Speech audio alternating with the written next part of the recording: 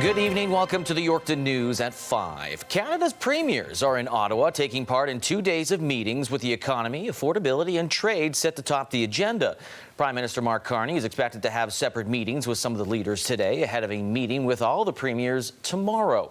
The gathering comes ahead of negotiations to renew the Canada-US-Mexico Agreement, or CUSMA, which is set for its first formal review this summer. Compared to the former leader of the Liberal government, Justin Trudeau, Saskatchewan's Premier Scott Moe says he has seen a change in tone from Prime Minister Carney, which has helped move provincial policies forward. We're seeing, collaboration from our province and a new tone with respect to using some of our international relationships that we've been able to build over the last number of years in China. And I'd say you probably look to India in the not too distant future for some additional opportunities. That was simply very difficult to happen before. Provinces and territories are also expected to talk about shared priorities such as infrastructure development and energy. A prisoner that escaped from the White Spruce Training Centre in Yorkton 2 weeks ago has been apprehended by RCMP. On January 14th, RCMP received a report that Robert Racine had escaped and was last seen on Ball Road around 11:35 a.m. in Yorkton. He has been charged with one count of being unlawfully at large. He is scheduled to appear in Brandon Provincial Court on charges that were laid in Manitoba. That appearance is February 2nd. People with connections to the 2018 Humboldt Broncos bus crash are not happy with the plot of an upcoming Netflix series. The currently untitled Netflix series is set to follow the story of a high school hockey team that involved in a bus crash, leaving 13 people dead. Now, many Canadians recall, especially here in Saskatchewan, the Humboldt Broncos accident that happened nearly 8 years ago, which claimed the lives of 16 people. The parent of one of the crash victims says the similarities between the two stories are hard to ignore, and Netflix's description, calling their series heartwarming, is where those similarities end. Is so far from the reality of what any of us is going through. I think that's completely unfair. And I worry that people who don't have a lot of knowledge of the reality are going to see that and go, oh, everybody's okay, but we're not. According to Netflix, the show is fictional and not inspired by any real-life events. University of Regina students have taken to the internet voicing their frustrations with a decision regarding one of the parking lots at the school. Now, last year, the university made the decision to change Lot 6 from an M-Pass holding lot to one to now require students to pay to park. The decision has not been a popular one among students, one of which started a petition online for U of R parking services to change the lot back to the previous status. The petition has received at least 400 signatures on change.org. I'm actually really surprised. I knew people felt the same way. It's cold here. It's obviously very cold here, and the extra 3 minutes of walking outside makes a huge difference, especially when you can't afford a jacket. I'm lucky, but for anyone else, it becomes a big problem very fast. Markowitz says he hasn't heard from U of R parking services regarding the petition, that he plans to bring it up with the newly formed U of R Students Association in the near future. At Seven Stones School, a new partnership has begun between the Regina Public Schools and the Regina Food Bank to enhance student learning. The agreement will look to deliver food to schools around the city at lower cost in 3 phases, delivering more nutritious food and prioritizing foods like fruits and vegetables. Now, schools that will receive aid in Phase 1 are Arcola, Connaught, Dr. George Ferguson, Glen Elm, Kitchener, Seven Stones, and Thompson schools. The biggest change will be how much food we're actually processing in-house and turning into prepared meals and sort of composed snacks. There's been no extra work as the principal of the school to have to monitor it or anything like that. If anything, it's alleviating us having to go grocery shopping, purchase all of the food and whatnot. So it's a great opportunity, and as it continues to grow, I think it'll be less and less and more food that's going to be going out of our building. 12 additional schools will receive aid between February and March. The total funding for the agreement is $320,000 and will help close to 19,000 students. Sask Energy kicked off their 2026 Share the Warmth Days program at the Cornwall Centre in Regina this morning. Sask Energy staff on hand to hand out coffee and bags full of warm essentials. The Provincial Crown Corporation has been involved with the Share the Warmth Days program for more than 30 years. It used to be just a sweater recycling program, but in 2013 it provided cash grants allowed the charitable and nonprofit groups across the province to join in. Those groups then deliver programming and services based on keeping people warm and safe during the coldest winter months. Today we have the Eagle Heart Center. They're a grant recipient this year through our Share the Warmth grant program that provides funding to nonprofit and charitable organizations who are providing warm clothing, food, shelter, or mental health related services to those in need. Sask Energy will provide a total of $100,000 in grants this year to 115 different organizations across Saskatchewan. The Eagle Heart Center will use their grant to deliver more than 100 Christmas hampers filled with food, gifts, and essential items. All right, Sabine now joins us for our first look at weather. And yes, it is winter, so it's cold out there, but not as cold as we've experienced in the last 3-4 days. Yeah, some would argue it's still just cold, and that is completely fairly, but you're right. It has slowly started to warm up compared to some very frigid temperatures that we were seeing. Now, I know many people are probably saying, Sabine, you kept saying that the warm up is on its way, and it is. It's just that we still have a little bit of that Arctic air left that's going to leave some chillier overnight temperatures, including tonight. So we haven't really seen much in terms of active weather. We did see more cloud cover rolling through. Tonight, though, we will dip back down just a few degrees colder than what our seasonal is. -27 tonight, but the wind chills will be looking to be in about the mid-30s tonight. Now, warming up to -21, still much colder than what the average daytime high of about -11 is, but the warm up is on the way, I promise you, like I keep saying, but it is coming, and I'll show you that coming up in your full forecast. Lee? All right, thank you, Sabine. The Saskatchewan Roughriders are moving on without Sean Bain Jr. releasing the receiver who is set to become a free agent next month. Stays in the pocket of Corey Mace in a 2nd and 10 at the Winnipeg 12. Another end zone lock! Touchdown! Saskatchewan Roughriders! Joining the Riders in 2023, Bain Jr. became a major target for the passing game with more than 1,100 yards receiving and 4 touchdowns. But in 2024, production slowed down. Then a torn ACL versus Ottawa in September ended his season. He did not return to play a game until late 2025, where he made 4 catches for 28 yards, falling behind Americans in a depth chart like Joe Robustelli. Now, to make the playoffs at the Scotty Tournament of Hearts, Jolene Campbell and Team Saskatchewan likely have to win all 3 remaining round-robin games, starting this morning against Team Yukon, whose skip Bailey Scoffin had more than Team Sask to contend with. Before her final shot in the 4th end, a bird actually flew in front of her. Not sure if that rattled the young skip a little bit, but after that, she would miss a hit and stick, giving up a steal of 2. 5-1 Saskatchewan.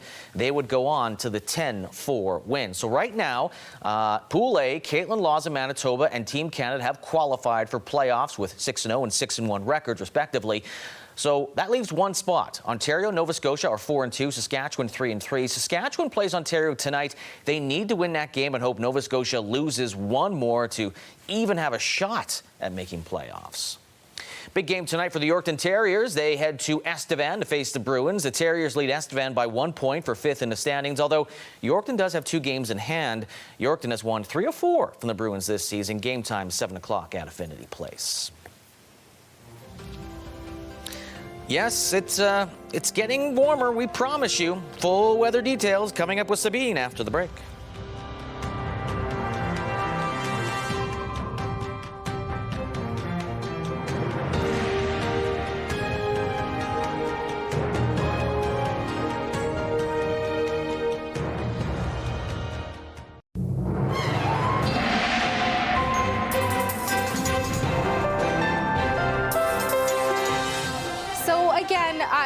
Perhaps a deceiving day. We had a beautiful day when it comes to conditions, sunny conditions, clear conditions, not a whole lot even when it comes to wind speeds or wind gusts. It was just still pretty cold. We didn't really see a warm up close to what our average is for this time of year.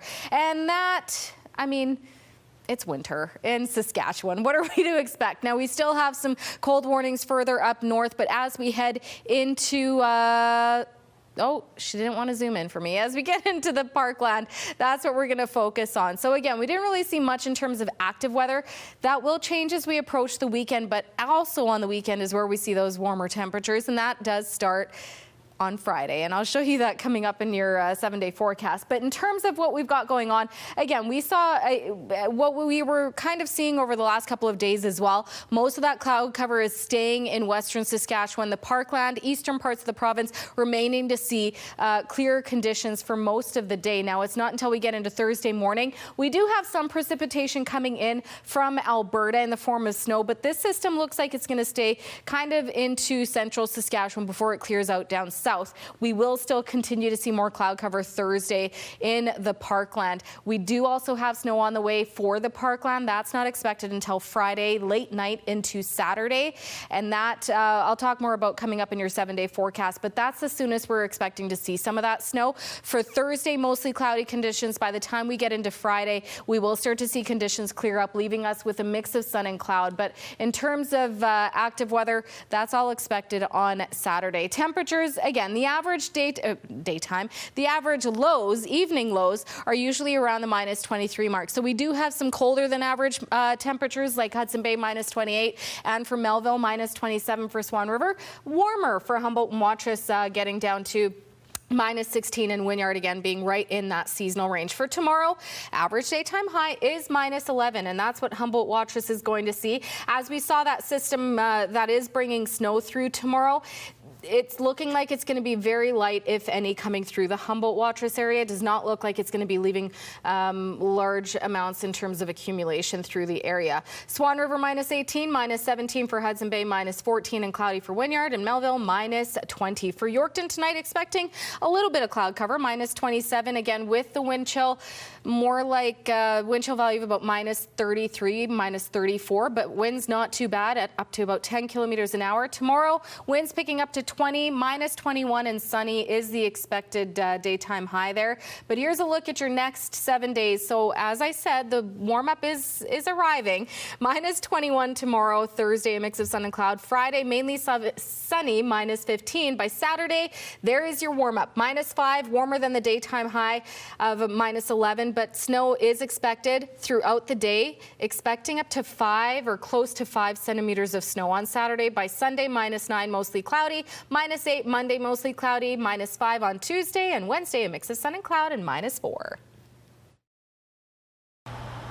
Up next, the Yorkton Film Festival is raising awareness about eating disorders. Stay with us to learn more.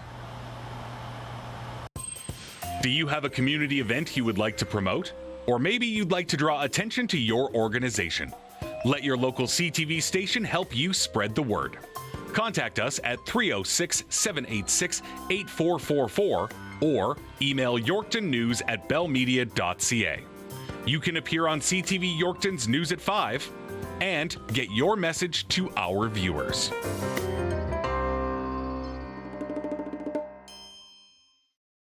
Our community brought to you by Key Auto Group. Experience clear and simple car buying online all the time.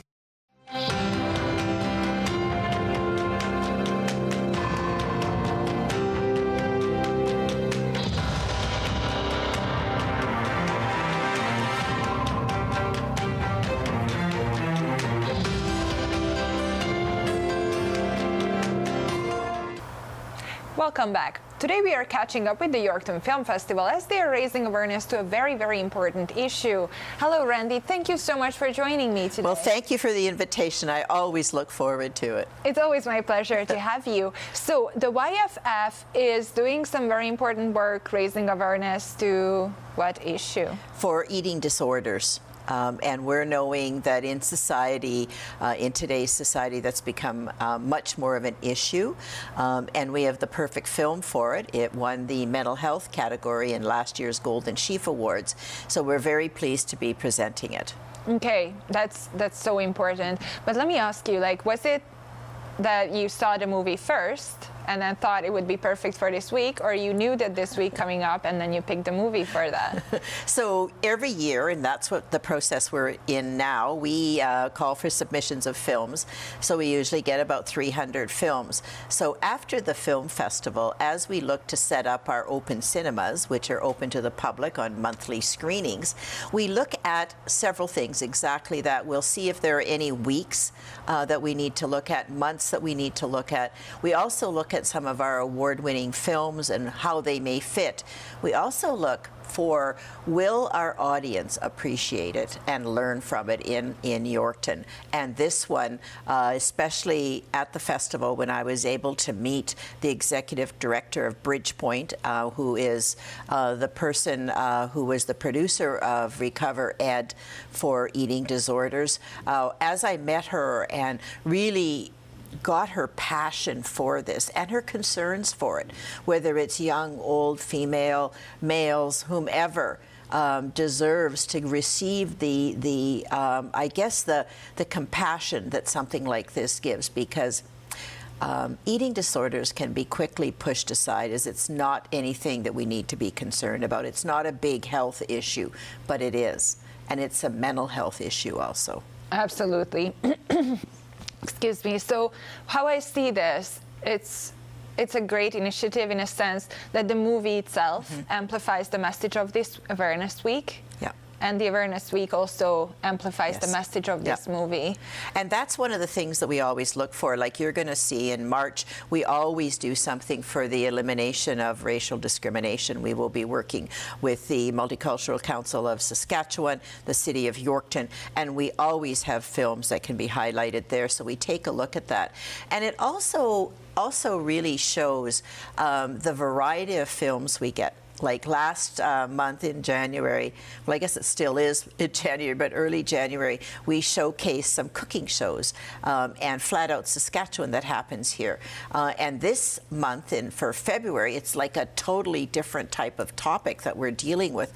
But that's what we see in the films that the Yorkton Film Festival gets in. So we say to the public, if you're doing something, if you're looking for information, contact us, because we probably have a really good film.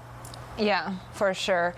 And we teased this movie already. You mentioned that it's impactful, that the creator of this movie is very, very passionate about their project. But can you just go into detail as to what this movie is? Well, it's almost like testimonials too. They identify what the issues are around eating disorders, and then they have people talking about real life situations.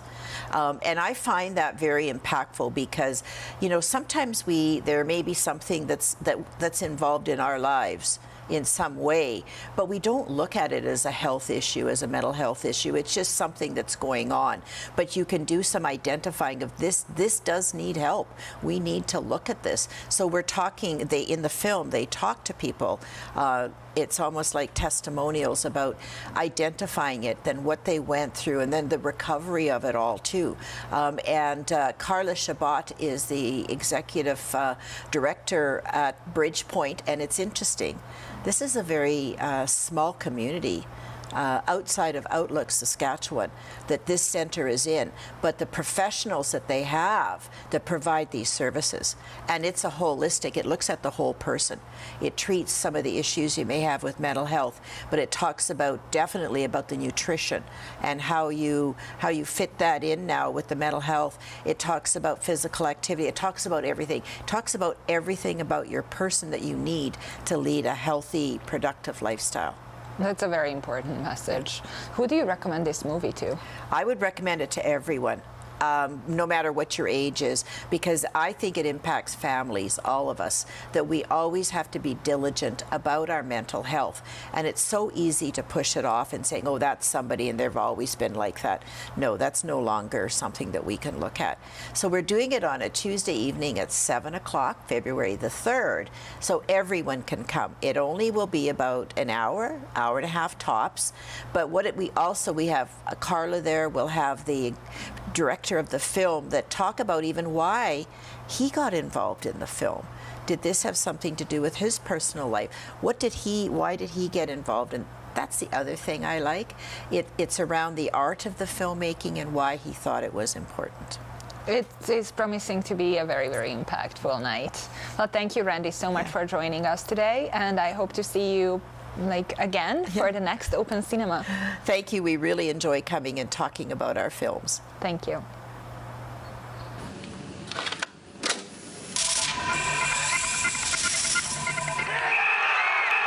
The last time a Saskatchewan rink won the Scotties Tournament of Hearts was in 2011. You bet. PlayStation 3 was in, and Saskatchewan skip Amber Holland was knocking opponents out. Her Chrono Saskatchewan rink breezed through round 1, going 9-2. Saskatchewan beat Ontario in a semi-final to reach the final against Team Canada, skipped by the legendary Jennifer Jones. It was a seesaw match with no team doing any stealing until the 10th end.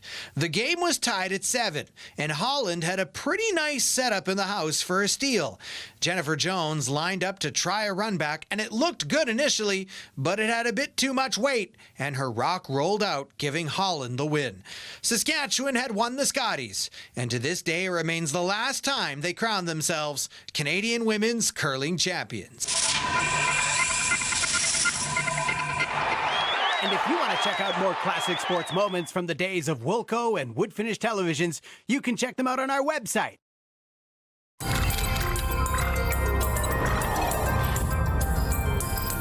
An overdose alert has been issued for the community of Punishai. According to RCMP, there have been 5 suspected overdoses in the last 2 weeks, one of them fatal.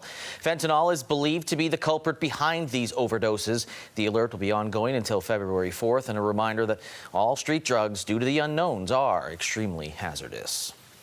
The town of Stoughton has been keeping a bit of a snacking secret, which is now blowing up online. Now, for a decade, the Stoughton Meat Market has been creating its own cheese and meat trail mix. Last month, demand for the mix skyrocketed, leaving the market sometimes sold out before lunchtime. It's a new experience for the shop, who are doing all they can to keep up. It's just a huge demand on this. Like, I've got help back here, people that are normally like maybe working up front, now we're pulling them back here. Like, you got to cut up some stuff to get it in the bags, man. Let's get it on the shelf. But like I say, you got to have the jerky, you got to have the sticks, the smoked sausage. So it's like 3 days of running the smokehouse just to make the stuff to make a batch of the trail mix. The Stoughton Meat Market says they are now taking orders over the phone for anyone in the area looking to pick some up. That's all the time I have for your 5 o'clock news. I'll be back at 6 o'clock with your local headlines. But for now, get set for national news.